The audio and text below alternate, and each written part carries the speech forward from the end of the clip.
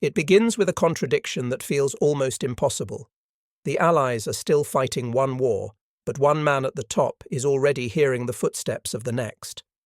In early 1945, as German resistance cracks and the Western armies push deeper into Europe, Winston Churchill looks east and sees not a partner but a shadow spreading across the continent. For years he had swallowed his hatred of Bolshevism because Hitler was the greater fire. He had called the Soviet Union the enigma wrapped in mystery, but he also understood its instincts: security through expansion, safety through buffers, power through fear. Now, with the Wehrmacht collapsing, Stalin's armies are not retreating to liberate and leave. They are sitting, digging in, and reshaping political life behind their lines. Churchill's war had always been more than defeating Germany. It was about what Europe would look like when the guns fell silent, and he sensed that the peace being built could become a prison. At Yalta in February 1945, the three great leaders speak the language of unity. Free elections, spheres of influence avoided, post-war cooperation promised. But Churchill hears the difference between words on paper and boots on the ground. A deal is only as strong as the power enforcing it, and the power in Eastern Europe is Soviet. In London, in telegrams and private memos, his tone sharpens. The Soviet peril is no longer a theory.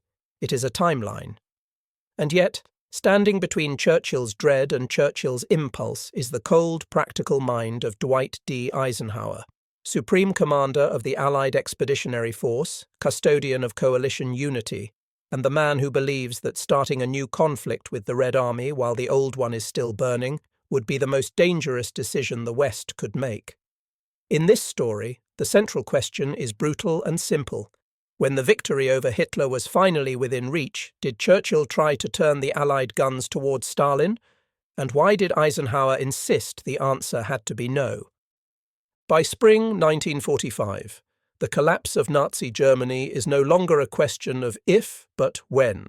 And that is exactly when the alliance begins to strain under the weight of its own geography.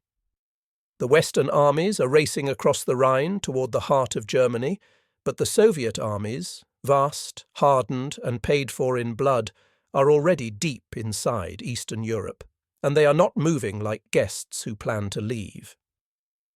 In Romania and Bulgaria, Soviet pressure reshapes governments. In Hungary and across the Balkans, local politics tilts under the presence of the Red Army, and in Poland the issue becomes more than borders. It becomes the definition of what liberation even means. This is the moment when Churchill's fear acquires a physical outline. Not speeches, not ideology, but checkpoints, ministries, security services, and friendly committees that appear wherever Soviet troops sit. In the West, people talk about victory parades. In the East, Stalin is quietly building leverage that victory parades cannot remove. And in Germany itself, the front lines are closing like a vice. When American and Soviet forces finally meet on the Elbe in April 1945, it is celebrated as a symbol of unity. Smiles, handshakes, photographs. But to Churchill, it is also a line being drawn across Europe by the simple fact of who arrived first, and with how many divisions behind them. The uneasy truth is that a post-war order is already being decided, not in conference halls, but by armies occupying capital cities. The question that begins to haunt Churchill is whether the West has reached the last moment when that map can still be altered. Because once peace is declared, the moral and political cost of challenging Stalin will become almost impossible to sell.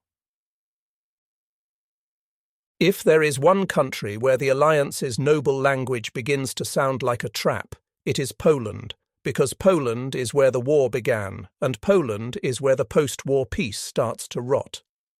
Britain had gone to war in 1939, under a guarantee that Poland's independence mattered.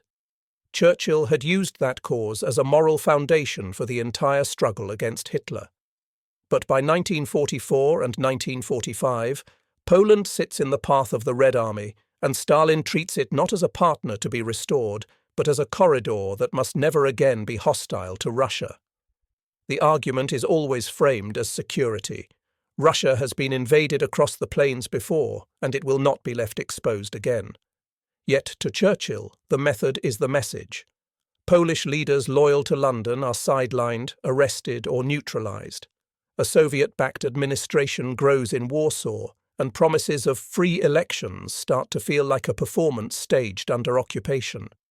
Churchill is forced into the humiliating position of bargaining for the political life of a country Britain had pledged to defend, and he realizes the bargain is unequal because it is made without equal force. This is where his anger sharpens into something more volatile than frustration. The fear that the West is drifting into a peace that will betray its own war aims while Stalin takes what he wants in the name of what he suffered. And it is also where Eisenhower's role becomes crucial, because the Supreme Commander is watching the same events through a different lens. He sees an ugly political reality, yes, but he also sees the hard fact that the German war is not yet finished, that Allied unity is still essential on the battlefield, and that any rupture with Moscow could spill directly into military disaster while millions of soldiers are still under arms and the world is still on fire. Churchill's fear in plain numbers, the Red Army's position and power. By the time Germany is staggering towards surrender, Churchill's anxiety is no longer driven only by ideology or distrust. It is driven by arithmetic, and the arithmetic is terrifying.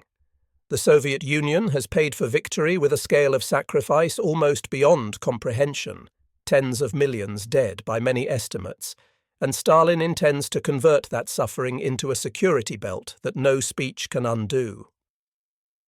In the spring of 1945, the Red Army is not a distant threat. It is physically sitting across Eastern and Central Europe with enormous mass. Millions of men under arms, backed by vast artillery parks and armour formations, positioned in a way no Western leader can simply argue away.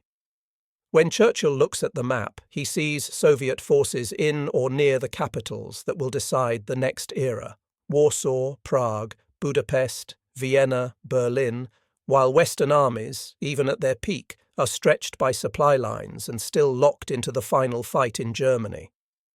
And he also sees the next step already forming in public mood. The West wants demobilization, families want soldiers home, and governments want budgets cut, while the Soviet system, centralized, ruthless, disciplined, can keep armies in the field and call it necessity.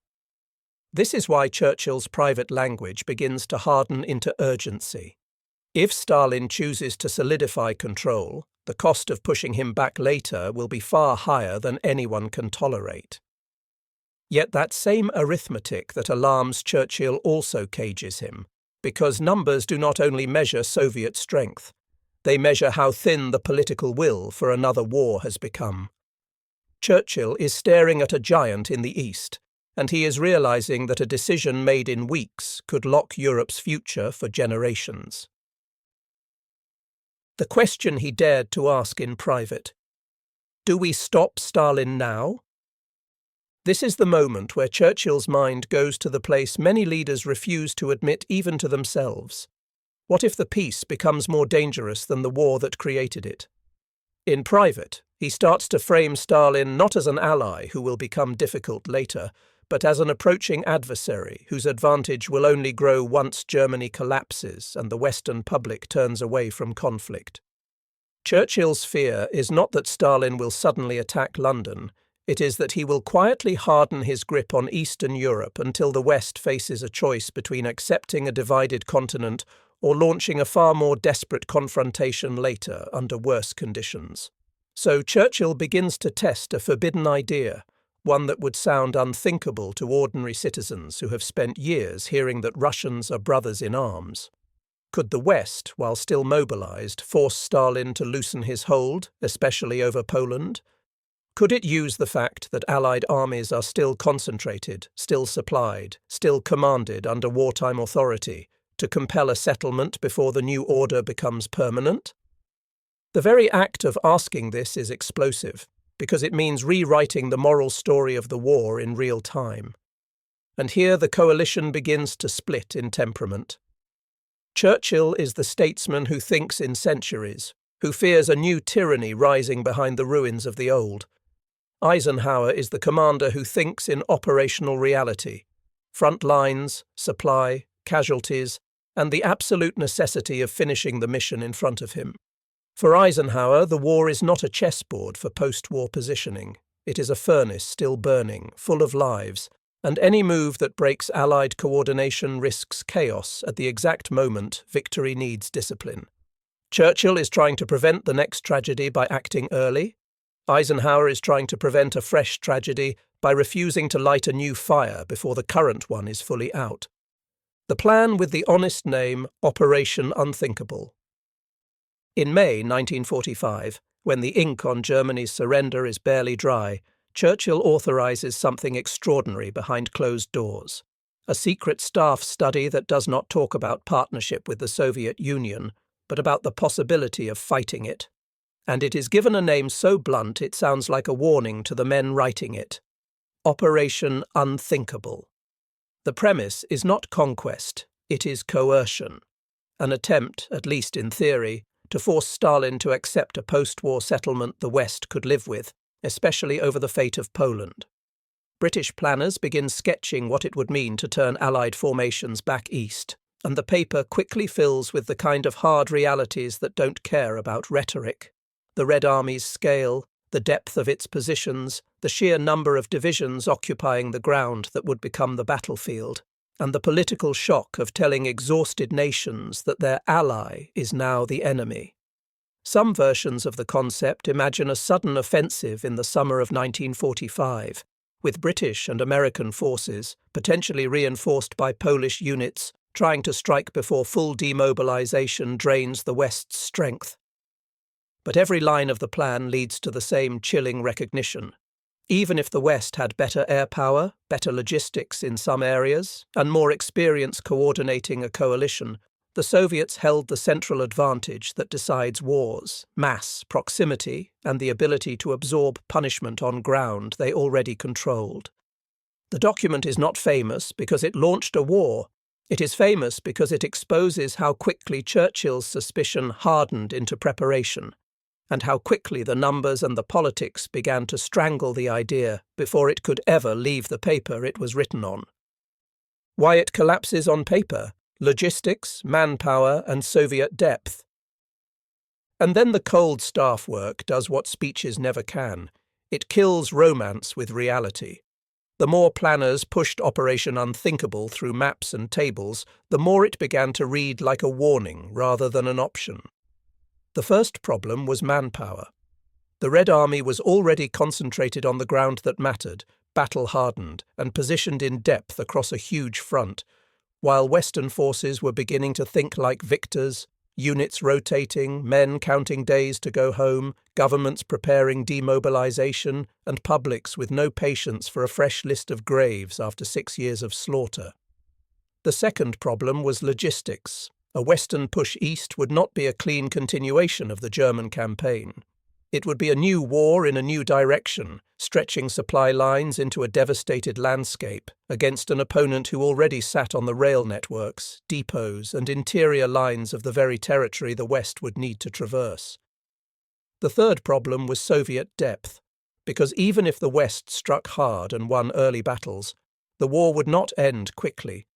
It would become a grinding campaign across space, weather, and attrition, precisely the kind of struggle the Soviet system had shown it could endure, and the Western democracies had shown they could only sustain with a clear, overwhelming moral mandate.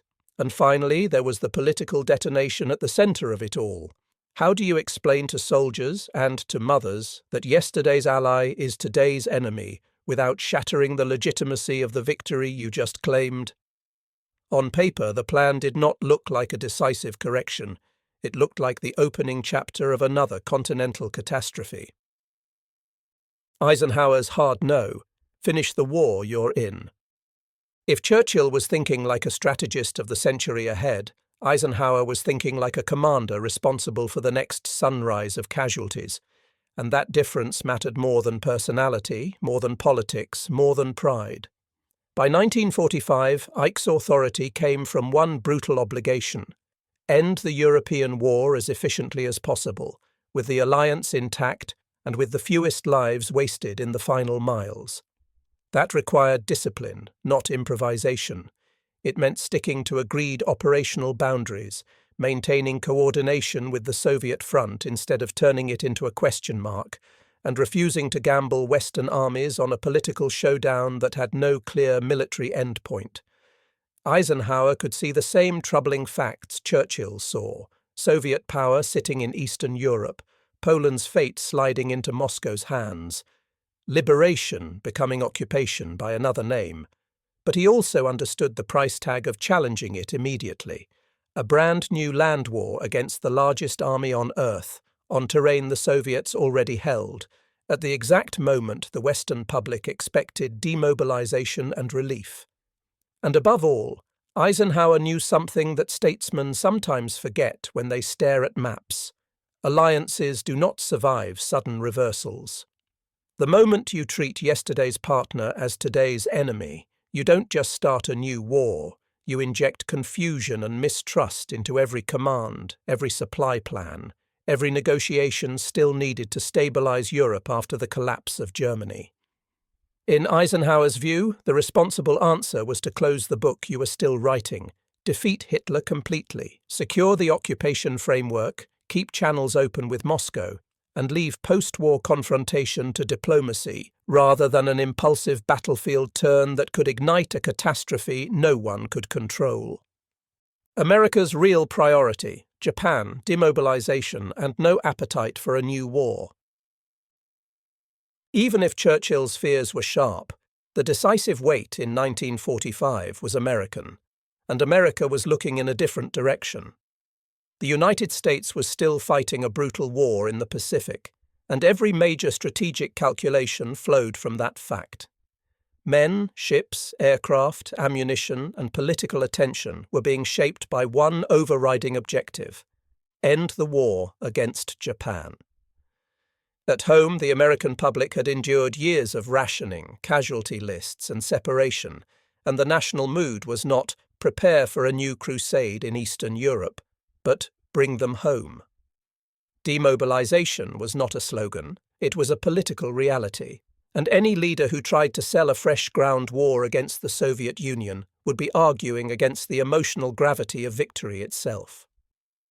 This is where Churchill's urgency ran into Washington's cold constraints. The United States could acknowledge Soviet behavior in Eastern Europe without accepting Churchill's implied remedy, because the remedy threatened to shatter what Americans considered the point of the entire effort: a final peace, not an endless sequence of wars. And there was another factor, quiet but enormous: trust in wartime commitments.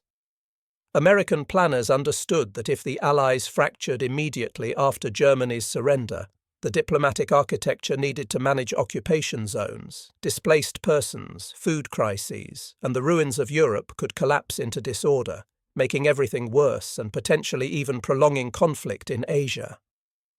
So while Churchill imagined a window closing in Europe, American leadership saw another window still open in the Pacific, and it was the Pacific window that controlled priorities. In that environment, Eisenhower's refusal was not just a personal stance. It reflected the deeper American calculation that the cost of turning on Stalin in 1945 would be paid not only in Europe, but in global instability, and in blood the public would never consent to spill after believing the Great War was finally ending. True verdicts: what Churchill saw coming, and what Eisenhower refused to gamble. Here is the verdict history keeps circling back to, because it contains two truths that seem to clash but can both be real. Churchill's instinct was not madness. He saw, earlier than most, that Stalin's control in Eastern Europe could harden into a permanent division, and that liberation might be replaced by a different kind of domination. In that sense, Churchill's warning reads like prophecy, because the decades that followed would indeed be defined by an iron boundary running across Europe, enforced by Soviet power and fear. But Eisenhower's refusal was not blindness either. It was restraint grounded in the terrible mathematics of war. A confrontation with the Red Army in 1945 would not have been a short corrective strike. It would have been a vast, politically poisonous conflict launched at the very moment the world was desperate to stop killing. Eisenhower understood that leaders do not get credit for the wars they prevent, only for the wars they win, and sometimes the highest form of command is refusing the battle that has no clean ending. So the story lands on its central irony. Churchill tried to warn the West about the future, and Eisenhower tried to protect it from a new catastrophe in the present. The guns could not be turned without lighting a fire no one could put out.